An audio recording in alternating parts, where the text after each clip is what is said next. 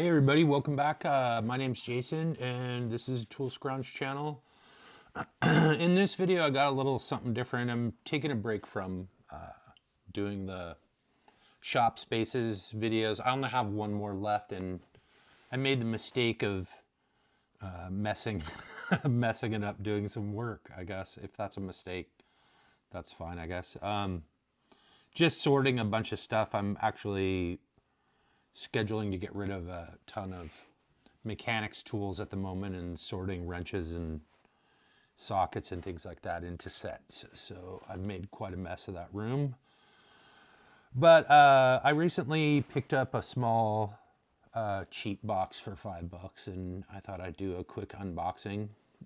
It's a little different this time because I didn't talk throughout it. I just put some text on the screen for the different items and things that were in there, and it's mostly just quiet. You can hear me and my nasal breathing problems throughout the whole entire thing, but I hope it's not too intolerable or bad. So anyway, yeah, that's it. Again, I just kind of got buried in other projects trying to get this done, and I'd rather not, rush through the whole entire thing.